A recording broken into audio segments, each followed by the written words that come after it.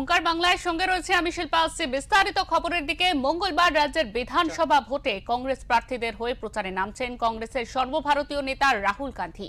প্রদেশ কংগ্রেসের তরফে কথা জানানো হয়েছে, 20 বছর পর রাজ্যে এবার কংগ্রেস একাই ভোটে লড়ছে। প্রথম দফায় রাহুল কংগ্রেস প্রার্থীদের সমর্থনে জনসভা করবেন উত্তরবঙ্গের উত্তর দিনাজপুর এবং মালদার পাশাপাশি মুর্শিদাবাদ জেলাতেও জনসভা করবেন তিনি। এদিন রাহুলের প্রথম জনসভা উত্তর দিনাজপুরের রায়গঞ্জ স্টেডিয়ামে। সকাল 11:30 নাগাদ এই সভা শুরু হওয়ার কথা। এরপর তিনি যাবেন মালদায়, সেখানে তার দুপুর 1টার সময় চাঁচলের কালাম বাগানের মাঠে দ্বিতীয় সভা রয়েছে। রাহুলের শেষ সভাটি হবে বিকেল 3টে মুর্শিদাবাদের শামশের নগরের কৃষি মন্ডি মাঠে। এই মুহূর্তে আমরা সরাসরি সেই দিকেই চোখ রাখবো এবং সেখানে কি হচ্ছে, সেই জনসভায় কখন আসবেন তিনি, সবকিছুই জানবো।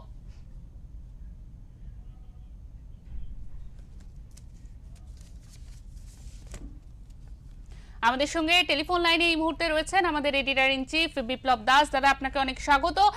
এই মুহূর্তে প্রায় 20 বছর পর আমরা দেখতে পাচ্ছি কংগ্রেস একাই জোটে লড়ছে এবং রাজ্যে প্রচারে আসছেন তিনি। 20 বছর পর এই প্রচারে মঙ্গলবারে রাজ্যে আসছেন রাহুল গান্ধী। এটা কতটা গুরুত্বপূর্ণ হতে চলেছে কংগ্রেসের জন্য? হ্যাঁ দেখো শিল্পা, 20 বছর নয়, এটা সম্ভবত কত একটা ভুল হয়েছে। এই রাজ্যে রাহুল গান্ধী আজকে নির্বাচনী প্রচারে প্রায় 7 বছর পর, ঠিক আছে, তো তিনি 7 বছর পর নির্বাচনী প্রচারে আসছেন। মালদায় চাঁচলেও 7 বছর পরে আসছে। বিষয়টা যেটা সেটা হচ্ছে যে আজকে প্রথম সভা তিনি করবেন উত্তর দিনাজপুর রায়গঞ্জ স্টেডিয়ামে। আমরা যদি বিগত নির্বাচনগুলোতে দেখি, ইন্ডিয়া জোট হওয়ার পর থেকে রাহুল গান্ধী এবং প্রিয়াঙ্কা গান্ধীকে এই রাজ্যের কংগ্রেস কর্মীরা বারবার পেতে চেয়েছে। দেখেছি জোট না হলেও ইন্ডিয়া জোটের কথা ভেবে কিন্তু রাহুল গান্ধী কিন্তু এখানে সভা করতে আসেননি। আমরা জানি যে অধীর চৌধুরী বহরমপুরের যিনি সাংসদ ছিলেন, প্রাক্তন লোকসভার বিরোধী দলনেতা ছিলেন, তাকে জয় করার জন্য প্রাণপণ চেষ্টা করেছিল কংগ্রেস, এ রাজ্যের কংগ্রেস কর্মীরা। তারা চেয়েছিলেন রাহুল গান্ধী এই রাজ্যে আসুন, কিন্তু তখন মমতা বন্দ্যোপাধ্যায়ের সঙ্গে সরাসরি জোট না হলেও, তৃণমূল কংগ্রেসের সঙ্গে সরাসরি জোট না হলেও কিন্তু এই রাজ্যে মানে ইন্ডিয়া জোটের কথা ভেবে তখন কিন্তু এখানে আসেনি, এসেছিলেন কংগ্রেস সভাপতি এখানে এসে সভা করেছেন, কিন্তু রাহুল গান্ধী বা প্রিয়াঙ্কা গান্ধী আসেননি। এই নিয়ে কিন্তু কংগ্রেস কর্মীদের মধ্যে একটা গোসা ছিল। এইবার তিনি আসছেন কারণ কংগ্রেস না সিপিএমের সঙ্গে জোটে আছে, না কারোর সঙ্গে জোটে আছে। কংগ্রেস এবার একাই এখানে প্রতিদ্বন্দ্বিতা করছে, লড়াই করছে 2026-এর বিধানসভা নির্বাচনে। এইবারে রাহুল গান্ধী 3টি সভা করবেন আজকে। এখন রাজনৈতিক মহল তাকিয়ে আছে যে রাহুল গান্ধী এই সভা থেকে তিনি কি বলেন, কারণ এতদিন পর্যন্ত এই রাজ্যের শাসক দলের এত দুর্নীতি, তৃণমূল কংগ্রেসের এত দুর্নীতি, এইগুলো নিয়ে কিন্তু রাহুল গান্ধী কোনোদিন দিল্লিতে মুখ খোলেনি বা কংগ্রেসে মুখ খোলেনি। শুধুমাত্র জাতীয় রাজনীতির কথা বিবেচনা করে কিন্তু মুখ খোলেনি, এবং তা নিয়ে কিন্তু বিজেপিও বলেছিল যে এই রাজ্যের যে তৃণমূল কংগ্রেসের দুর্নীতি, চাকরি নেই, গত 15 বছরের আইন শৃঙ্খলা, অপশাসন, এগুলো নিয়ে কোনো কথা কংগ্রেস বলে না। সেখানে এইবারে রাহুল গান্ধী আসছেন, রাজনৈতিক মহল তাকিয়ে রয়েছে যে এই রাজ্যে তৃণমূল কংগ্রেসের গত 15 বছরের যে শাসন, সেই শাসনে যেসব দুর্নীতি হয়েছে, যে মহিলাদের নিরাপত্তা সংক্রান্ত বিষয় থেকে শুরু করে রেশন দুর্নীতি, শিক্ষা দুর্নীতি থেকে শুরু করে যে সমস্ত দুর্নীতি, সেই দুর্নীতি নিয়ে রাহুল গান্ধী এবার কি বলেন সেই দিকে কিন্তু নজর রয়েছে। যে এইবারে সরাসরি তৃণমূল কংগ্রেসের পক্ষে রাহুল গান্ধী কি বলেন সেদিকে তাকিয়ে রয়েছে রাজনৈতিক মহল।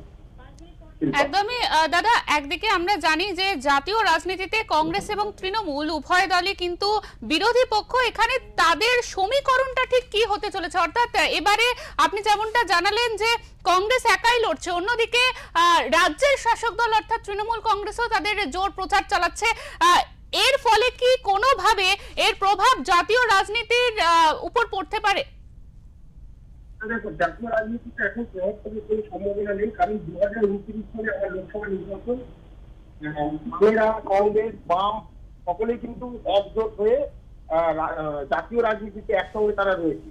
তো তারা পরিষ্কার জানিয়ে দিচ্ছে, যেমন কেরলে কিন্তু বামেদের সঙ্গে জোট নেই কংগ্রেসে, কিন্তু জাতীয় স্তরে সেই জোট ছিল। ফলে গত লোকসভা নির্বাচন, বিধানসভা নির্বাচনে এরাজ্যে কংগ্রেস এবং বামেরা জোট করেছিল, কিন্তু এইবার এখানে বামেরা একটা লড়ছে, কংগ্রেস একা লড়ছে। এই জায়গা থেকে জাতীয় রাজনীতিতে এখন প্রভাব এভাবে কিছুটা পড়বে না, খুব একটা কিছু। কারণ পরিষ্কারভাবেই বলে দেওয়া হচ্ছে যে বিভিন্ন রাজ্যে যে রাজনৈতিক দল রয়েছে সেখানে কিছু আলাদা, জাতীয় রাজনীতিটা বিরোধীরা থাকবে।